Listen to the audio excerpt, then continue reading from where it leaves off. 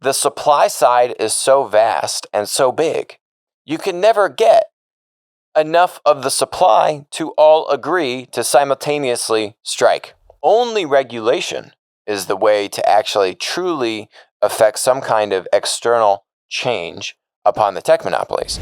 I spoke, I think, maybe on the last episode about cancel culture not being able to work on tech monopolies.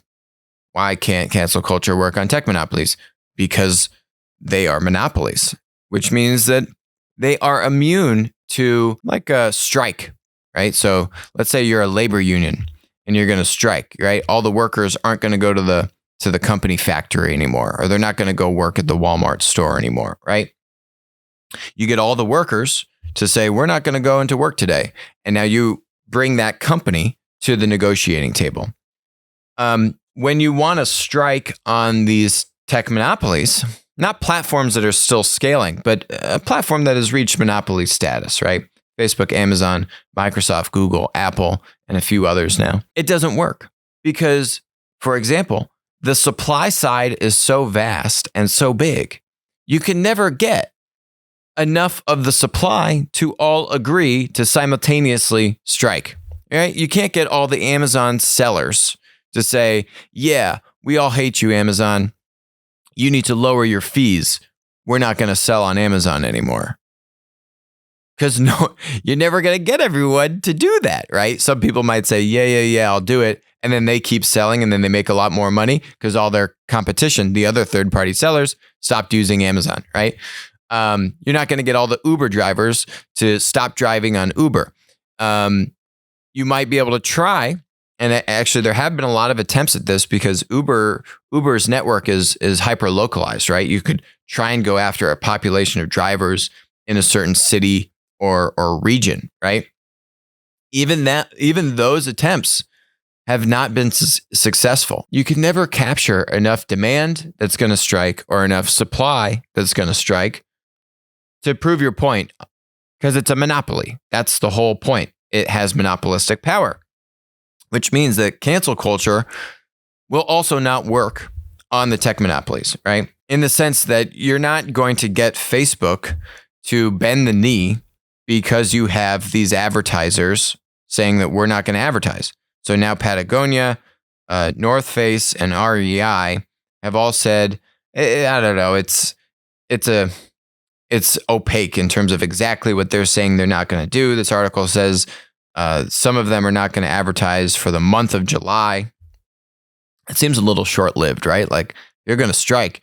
You got to strike until you get what you want, right? You can't just say, I'm only going to strike, but I'm going to strike for a month. Yeah, it doesn't seem that threatening to me. And by the way, these are like outdoor, I don't know, North Face. It's summer. I don't know. I mean, yeah, they sell outdoor stuff too, but I think of North Face, I buy coats in the winter. Not surprisingly, what this article goes on to say is that these ad agencies are promoting their brands to stop advertising. And look, let's be honest. Ad agencies hate Facebook and they hate Google. Why? Because Facebook and Google are making these ad agencies continuously irrelevant. Because why do I need to pay an ad agency? If you look at the ad agency business model over the past few decades, it's been destroyed. The way the ad agency business model used to be, it was beauty. It was a thing of beauty. They would take a % of the spend that ad agency is deploying for you, right? So if the ad agency makes a killer commercial, this is in the Mad Men days, right?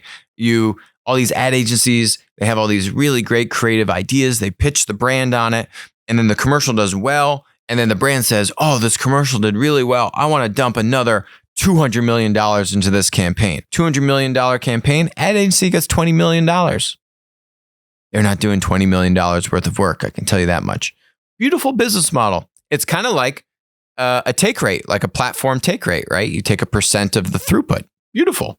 Well, that business model got destroyed because Facebook and Google now command such a large amount of advertising throughput that they have all these self-service tools, and the act of creating, creative images and copy and ads, it's much more commoditized now. So these ad agencies aren't able to command the same rates as what they're used to able to command, which means their margins are getting destroyed, their revenue is getting destroyed. There's more consolidation in the industry. Basically, it's a tough business, this ad agency business. So all the ad agencies, just like all the newspapers, they all hate, some secretly, some not so secretly. They all hate, and yes, I mean hate, Facebook and Google. Facebook and Google have single-handedly killed both of those industries' business models. So when you have ad agencies going to their clients like this one, 360i, an agency within the Dentsu Aegis network. By the way, 360i, there's like 100 360i's. This Dentsu Aegis network, there's 4 big ad agency conglomerates. They all own like 100 different ad agency little brands that all compete with each other. So this isn't like you have Omnicom or IPG, Interpublic Group, at the holding company level saying all of our clients should stop advertising on Facebook and Google.